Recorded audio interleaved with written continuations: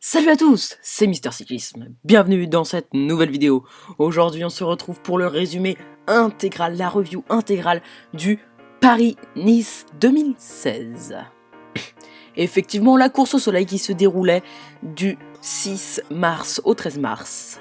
Une course qui avait notamment comme leader Alberto Contador, enfin comme grand coureur Alberto Contador, Geraint Thomas, encore Ilir Zaccarino, Richie Porte, Sergio Luis Henao, Tony Galopin, Romain Bardet, Rui Costa, Arnold Johnson, Tom Dumoulin, Tim Wellens, Pierre Rolland notamment, Lilian Calmejane, un peu moins connu du grand public, mais qui est un très bon espoir du cyclisme français.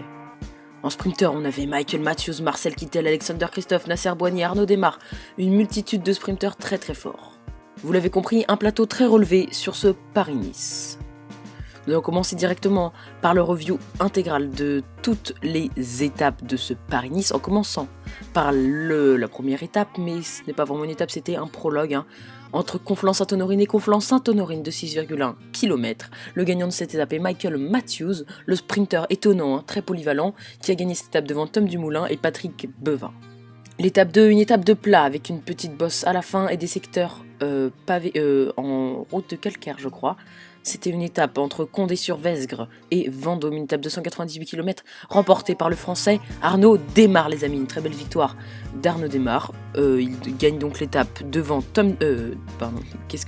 devant Ben Swift et Nasser Boigny. Étape numéro 2, contre Commentruy, l'étape la plus longue de ce Paris-Nice, 213,5 km. Une étape de plat remportée par Michael Matthews devant Nicolo Bonifacio et Nasser Boigny. Nasser Boigny a franchi la ligne d'arrivée en premier, mais à cause d'un geste du bassin qui a légèrement poussé Michael Matthews contre les barrières, il est déclassé. Le maillot jaune à l'issue de cette deuxième étape, c'est toujours Michael Matthews. Et le maillot à pois, c'est Yann Izaguirre. L'étape 3 entre Cusset et Montbrouilly, une étape assez spéciale puisque cette étape a été annulée pour cause de grosses chutes de neige. Une étape très impressionnante, dantesque, qui s'annonçait dantesque mais avec un Montbrouilly du tonnerre, ça aurait peut-être changé l'issue de ce Paris-Nice. L'étape 4, l'étape entre Julienas et Romans sur Isère, une étape de plat gagnée par Nasser Boigny devant Edvard Tuns et André Greipel. On remarquera que le maillot à pois a changé d'épaule, il est maintenant sur celle du Lituanien Evaldas Siskevicius. L'étape 5 entre Saint-Paul, Trois-Châteaux et Salon de Provence, une étape de montagne avec notamment la montée du Mont Ventoux, gagnée par un baroudeur attaquant dans la dernière côte présente de cette étape, Alexei Lutsenko, le jeune Kazakh qui devance Alexander Kristoff et Michael Matthews. Il leur met une vingtaine de secondes, un sprint du peloton réglé par les costauds qui passent très bien les postes. L'étape 6, étape reine de ce Paris-Nice entre Nice et la Madone du Tel. La Madone du Tel, environ 15 km à 5,7%, une étape remportée par Ilir Zaccarino, une très belle victoire du Russe de 26 ans. Il devance Geraint Thomas et Alberto Contador. Ensuite, les écarts sont plus grands. Je vais passer un peu plus de temps sur cette étape, qui est quand même celle qui domine un peu ce Paris-Nice, avec Richie Porte qui arrive à 7 secondes, Sergio Luis Henao 10 secondes, Simon Yates 20 secondes, Rui Alberto da Costa 20 secondes, Romain Bardet 30, Yann Izaguirre 30, Tony Galopin pareil, Janenson pareil, Tom Dumoulin pareil. A noter que certains leaders ont bien craqué comme Pierre Rolland notamment, qui arrive à 2 minutes 15. Étape 7 et ultime étape. J'ai oublié de préciser que dans l'étape d'avant, c'était Geraint Thomas qui avait volé le maillot jaune et que c'était Antoine Duchesne, le nouveau maillot à pois. La meilleure équipe, on l'a pas précisé, c'est la Movistar Team.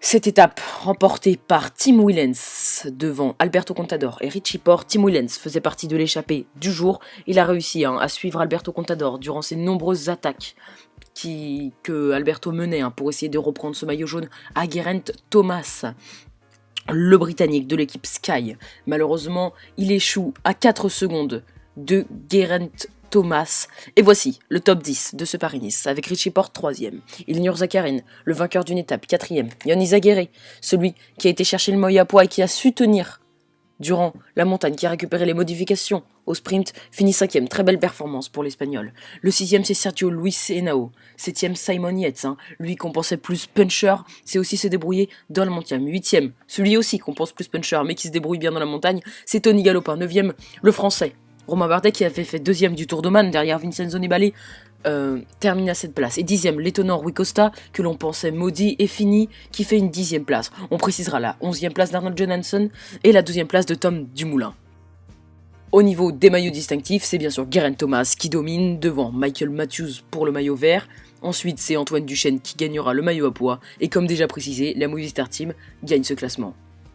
On peut désormais passer aux différents classements annexes de ce Paris-Nice. Honnêtement, on n'y accorde pas grande importance, puisque la plupart des sprinteurs pour ce maillot vert ont abandonné pour se préserver pour le Milan-San Remo qui arrivera sur la chaîne.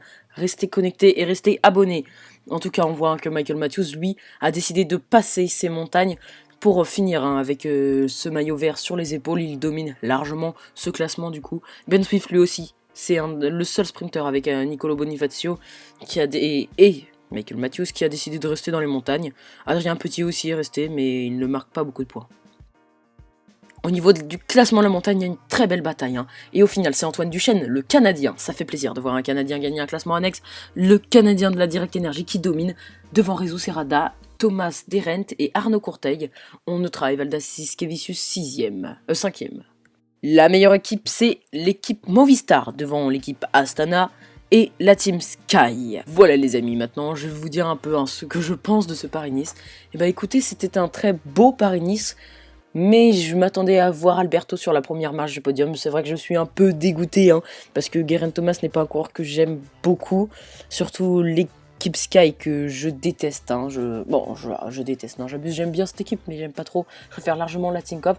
Je suis content de voir que Richie Porte a réussi à faire 3e, et surtout content de voir que Tim Willems enfin gagne une étape enfin il a déjà gagné, mais sur de grandes courses, mais ça c'est vraiment autre chose, le Paris-Nice, et je trouve ça très cool.